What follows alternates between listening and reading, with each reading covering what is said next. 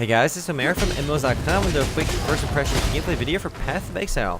Free-to-play isometric fantasy ARPG developed and published by Grinding Gear Games. It's about 10 to 15 minutes running around, checking this game out, make some comments if you guys do want to play Path of Exile, or just learn more about it. Do check a full review on MMOs.com, on the link below. So let's go get started. I am playing on my duelist right now. We are only level 30 on this character. I just made him earlier today. So you get to level 30 in a couple hours to play pretty easily on a brand new character. This game's been out since 2013, and it's unbelievably popular. It's really popular ARPG, similar in vein to Diablo 2 and 3, though much more closer to Diablo 2. If you like ARPGs, first of all, I do want to say right off the bat, it's a game well worth checking out. It actually just launched the Fall of the Orioth expansion as of this video, and I'm making my way towards the new Fall of the Orioth content. The reason I made new characters is because there's a new league every once in a while, and a new league gives players a chance to kind of play the game in a new economy with other people that made new characters. And after that league ends, you can kind of go back to being a standard character and keep playing your character. I am playing on my duelist right now. The game has, I guess, 6 or so starting classes. They're not exactly classes in the game. You can see let's go to my skill menu and show you that. Depending on what class you choose as a duelist, I start on this particular tile in this particular spot on the game's giant skill tree over here. And it's absolutely massive. And how you choose to traverse this tree is kind of how you kind of customize your character. And there are a lot of build paths over here. You can see I chose to go this way, and there's many different ways to build your character. I'm kind of going with a dual-wielding life leech style build on my guy. I got ambidexterity, and anytime you see these bigger circles, these are kind of bigger upgrades for your character. They can make pretty profound changes on your character as well. So the smaller tiles like plus 10 strength, 5% increased maximum HP, and while those are pretty good, they kind of pale in comparison to the bigger stuff like this ambidexterity over here. Maybe plus 30 intel on that one. Bloodletting, 40% increased damage while bleeding enemies. So these are actually really interesting way to build your character in the game. And how you choose to traverse that tree kind of determines the pace of that. And we're on Act 3 right now in the game. There's 10 acts. And I gotta level up my gems as well. The way you get skills in the game are a bit different than Diablo as well. In Diablo, you just kind of choose them in a skill tree. The skill tree in this game is basically for passives. Instead of skills in the game are obtained via gems. And you can find them in the game pretty easily. They're not really that rare. And basically, whatever gems you equip on your character are the skills you have access to. I'm using Molten Strike quite a bit right now. Pretty early skill I got. And basically, it's my right. I'm spamming my right click with it. It just throws you 3 little molten balls off the floor. And my weapon has, for example, 3 sockets on it, all red sockets. And I have added fire damage support and melee physical damage support. This makes supported skills deal 33% more melee physical damage. So it's basically buffing my current skills. And if you have a weapon that has or a piece of gear that has 6 slots on it, and you can potentially buff up one skill incredibly with 5 different support gems, that's when your builds start getting pretty crazy. This game has a lot of interesting innovations too to the ARPG genre. It got rid of gold altogether because, I mean, let's be real, Diablo 2 gold was utterly worthless. Diablo 3 as well. I haven't played Diablo 3 since launch, but yeah, the golden is completely worthless in Diablo 2. Here, instead of currency like that, you will basically have orbs in the game, and basically orbs in Path of Exile are stuff that's basically usable by any class and any character. I'll show you in a moment after I kill these guys. Scrolls of Wisdom are just ID scrolls, use them to ID your weapons and whatnot, and whatever loot you find. Let's kill these bad boys, and I will show you my wonderful orbs. Instead of getting money, you basically find these orbs on the ground. I got basically the base unit of currency in the game is called the Chaos Orb. It basically reforges a rare item with new random properties. So you find a really good rare item you want, but the stats just aren't good for you. You basically keep re-rolling those stats on it and get the RNG stats and hopefully find something good. And that's basically the universal currency of the game. The better, you basically could trade that for really good gear. I mean, some really good gear in the game may require 100 of those orbs or whatnot. But it's an interesting way the gear works in the game. You can acquire those orbs just by killing enemies, pick them off the floor, and if you can sell certain items to NPCs in town, you can actually get those as well through, I guess, almost like crafting because you're selling it to the NPC. And we're just running through some Act 2 content right now. It does follow a very similar ARPG formula. I mean, the game is very clearly inspired by Diablo. And I would argue that this game has much more customization than Diablo 3 even. Because honestly, I mean, this game pretty much lives by its customization. It's one of the biggest appeals to the game. Oh god, we are getting wrecked. Oof, I don't have any life leech right now either. Really weak Sauce character. Now we are level 31. Nice. You do get that full heal when you level up, which is super nice. But again, there are so many ways to build your character, both with your gear as well as the game's again skill tree or their talent tree. Because gear is actually unbelievably interesting in this game too, because you can really make builds around certain weapons. Unique weapons in this game are really game changing to a degree. You can make builds around certain pieces of weapons, and it's works really well. You can just search YouTube for all the crazy videos. People find out again because you get up to 6 slots of this gear. You can have 5 supporting gems, and each of those gems can increase your projectiles and enhance the damage. Do some pretty crazy stuff with that. Whereas Diablo 3 has basically no customization, almost none. And the problem, of course, with a lot of customization too is that if you screw up your character, it can be a bit of a nightmare. You gotta kind of make a new character. And I think most people that play Path of Exile realize that their first character they made is pretty terrible because they make a few mistakes over there.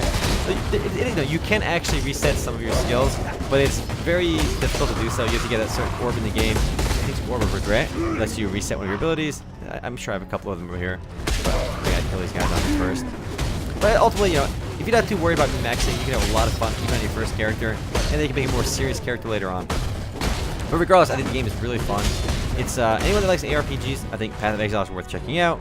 I mean, it's easily one of the most successful MMORPGs out there. And again, maybe not, I'll call it ARPG because some people don't like ARPGs being called MMORPGs for some reason. But this game has over 40,000 concurrent players as of this video. It peaks at around 100k, and that's on Steam alone.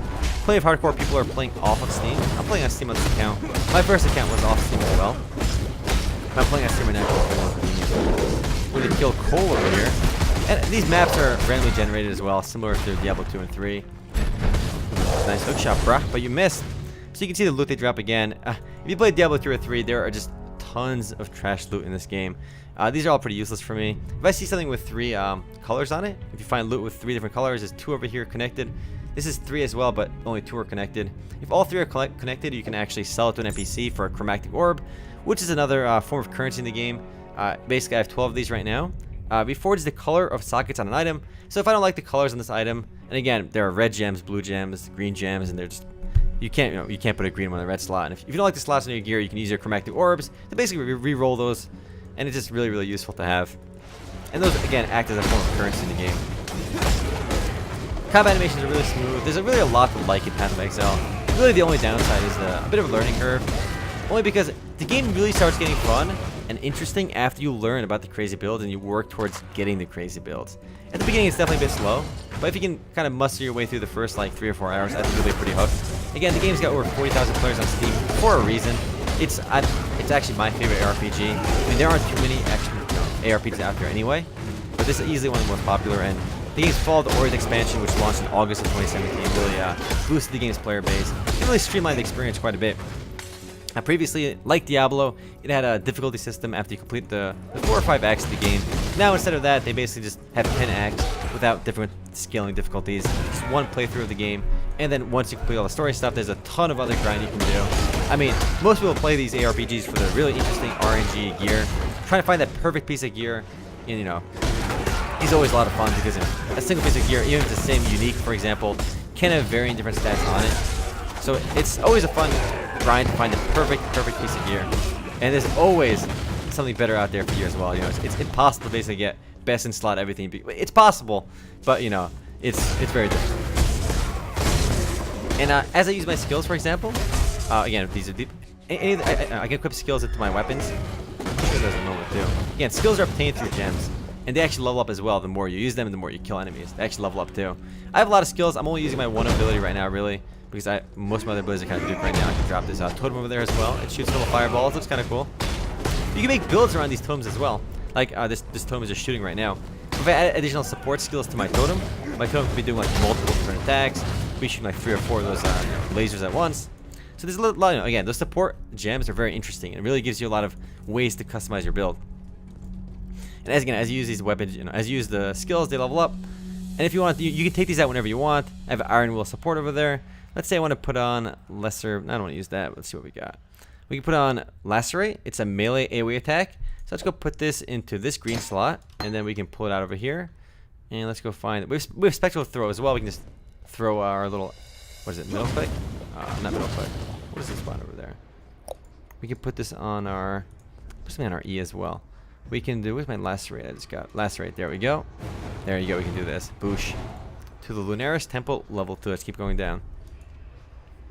I'm in Act 3 of 10 different acts in the game, so I'm still working my way through the story content. Again, this is a new character though, but I've been enjoying this game quite a bit since I rolled this character earlier today. Again, level 31 or so only takes, I would say, like probably 4 hours or of casual play to get there.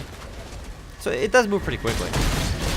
If you like ARPGs, I think it's easily one of the best Western developed games, period, because Western developed ARPGs, Western developed MMOs, really, or Western developed free-to-play games even, because again, over 40,000 players.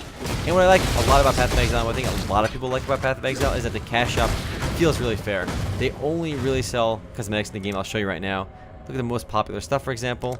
You can see there's stuff like, let's go to weapon skins. These are all weapon skins. You're not actually buying weapons, just basic cosmetics for your weapon. Same with armor. You can add footprints to your character, skill effects, decorations, inventory extensions for your bank, some pets. These don't really do anything, so it's all optional items. You never really feel pressured to spend money in Path of Exile, and because of that, people, they do spend money to support the game, and you get the extra bag slots too, because that becomes super useful. Anything here I want? Nope, nothing here I need. So it's a really fair cash shop. It kind of does go to show you that if you don't get too greedy with your player base, you don't try milking them, your game attracts a lot of people. I mean, this game is probably the best example of free-to-play done right, I would say. I mean, there is everything available and nothing requires you to spend money, which is phenomenal. I think a lot of people respect that too. It's also, personally, one of my favorite free-to-play games, for sure. Oh man, oh god, we might have some issues over here. Watch out, these tentacle, as long as we pull them slowly, we should be pretty good. We can always make a little town portal scroll too if we need it. Grab that town portal. If we die, we can come right back into the portal, and we'll be a-okay. You can do all these missions with other players as well. In town, you can see other people. If you invite your friends to your party, you'll be in the same zone as them as well. Oh man, there's a lot of stuff up there. It's a game, it came out in 2013, and it's been really popular since. It's on Xbox One as well. I've only ever played on PC myself. But I think it gives Diablo 3 quite a run for its money. I mean, the strongest points are customization, though. It's really Diablo 3, I would say, but with better customization, a lot better customization, and I would say more interesting skills as well. Though I would say Diablo 3 storytelling is probably way better. I don't think people are playing Path of Exile for its story. It's definitely out there, though. I mean, it is voice acted for all the main story stuff, but personally, I've never listened to the story. Whereas I did enjoy Diablo's storyline. Basically, any storyline Blizzard makes ends up being really good. Though maybe phenomenal here as well. I just never got into it. Level that up as well. Yeah, my gems are leveling up just by being equipped. I can do my little jump as well. The cool thing about jump too is you can actually jump over things. Where like if you're on lower ground, you can actually get the higher ground with it as well. So it's not just there for cosmetics. It actually does add quite a bit of utility as well. I jumped over that little corner over there. Save a little bit of time. But if you like what you see, and or if you like ARPGs in general, and if for some reason you've never tried Path of Exile, with the Fall of Orioth expansion, give it a try. Honestly, you may not. It's not for everyone, obviously. And over transmutation, that's not very good. We want to find Chaos Orbs. Chaos Orbs are my jam. Those are again the base currency in the game. My potions at the bottom over here, kind of like Diablo potions, but they fill up as you kill enemies, so you don't have to go back to town as much. You don't have to keep buying potions. They just fill up on their own as you kill enemies. And your potions actually have different stats as well. You can find really rare potions that are really strong as well. I'm using very basic stuff right now. It's a magic potion, basic potion, but there are basically unique potions and like really rare potions as well, which have varying random stats too. You're A-OK. It just feels really nice to blow up the screen. And again, I'm playing on a very weak character right now. If you watch some crazy YouTube videos out there, people blow up the entire screen. Oh, that's what we need. Is that good? Yes, it is. We found a Chromatic Orb over there. We sell this to an NPC in town, we'll get a Chromatic Orb. So when you find certain items in the game, you can actually sell them to the NPC. Oddly enough, none of these almost sale recipes are not published on the website. Players have discovered them on their own. If I sell this over here, I will get the Chromatic Orb. It's really, really good. Versus selling a random item like this Iron Mask, I get crap for it. I get a scroll fragment that's literally useless. Not literally, but it's not very useful.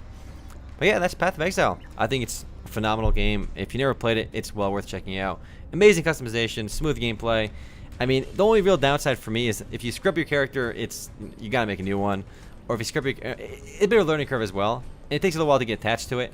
But once you do, you'll stick with it, I think. And if not, it doesn't hurt to try. It's a really fun game and it's free to play. Anyway, guys, that's it for Path of Exile. If you guys want to learn more about it or play it yourself, go check out the full review on MMOs.com on the link below.